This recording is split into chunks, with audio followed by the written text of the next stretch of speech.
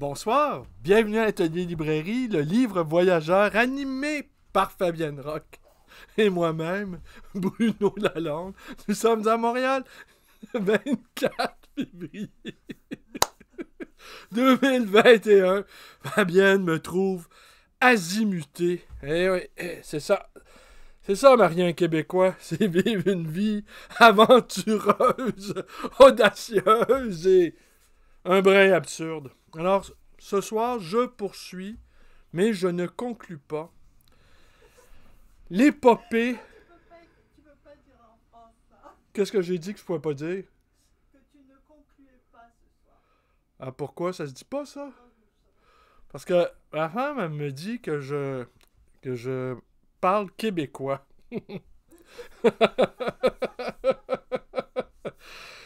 Je pense que vous l'avez remarqué. Et c'est très bien.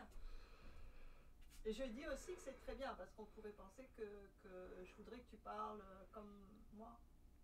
C'est Ouais, pas du tout bon. ça. Je trouve que c'est très bien que tu parles québécois. Oui, ben écoutez, faut bien comprendre une chose. Si l'aventure coloniale française en terre d'Amérique s'était conclue par une immense victoire, tous les locuteurs d'expression française parleraient québécois.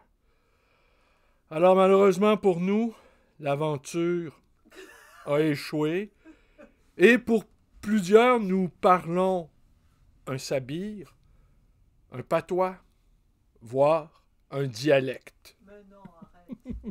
N'importe quoi. Mais Jack Kerouac, ce bon vieux Jack, disait que la langue québécoise était la plus belle langue au monde. C'est vrai, moi aussi je le dis. Ah, vous entendez Fabienne qui dit « Ah, moi aussi, je le dis. » Quelle douce voix à mes oreilles. Ciao. Fabienne, elle retourne, je peux vous dire, elle retourne dans son atelier. Il est 20h09.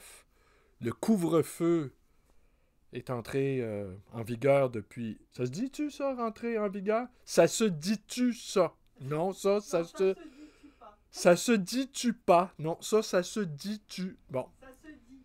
ça se dit. Voilà qui est bien dit. Voilà qui est correctement dit.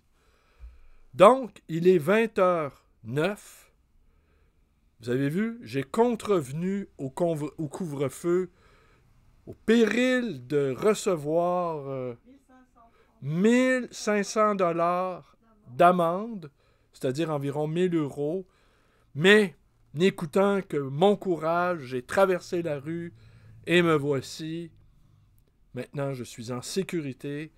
Les flics ne peuvent pas me verbaliser. Mais on ne dit pas ça au Québec, verbaliser. On dit pogner un ticket. Donc, ils ne peuvent pas me donner un ticket. Alors, Claude Effly. Alors oui, Fabienne, j'allais vous dire, elle me fait des signes, des grands signes d'au revoir. Elle regagne son atelier, car elle-même a des projets un peu insensés. Elle pratique une performance. Ah, elle m'écoute, là. Elle pratique une performance artistique, une performance théâtrale où elle va interpréter à la fois sa grand-mère maternelle et à la fois elle-même vivant au Québec. La grand-mère maternelle a vécu des choses assez incroyables dans l'Algérie coloniale, mais je n'en dis pas davantage. Ne laissons pas... gardons la surprise intacte. Et donc, une pièce qui dure 1h, hein, 1h15. Ouais. 1h15, elle est toute seule sur scène, entourée de ses tableaux. Elle a fait une espèce de mise en scène assez incroyable. Aujourd'hui, elle s'est acheté une robe magnifique pour interpréter. C'est pas si magnifique. Elle est quand même magnifique. Et pour interpréter, donc, le rôle de la grand-mère. Est-ce que tu vas changer de robe quand tu vas interpréter ton propre rôle? Non. Non. Donc, une seule robe pour 2 rôles. Alors, Ça, c'est l'économie. on fait des économies! Quand on dit ratchou, on ne dit pas ça au Québec non plus. On dit cheap. Ou si vous préférez, radin. Tout le monde s'entend là-dessus. Alors oui, je vous avais montré il y a quelques jours, 2 jours, à bout portant.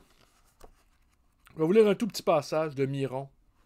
Et après, je vais vous montrer... Oh, j'ai beaucoup de choses à vous montrer sur FLI. Hein. Je pense qu'à moi tout seul, je pourrais me constituer un musée Claude FLI.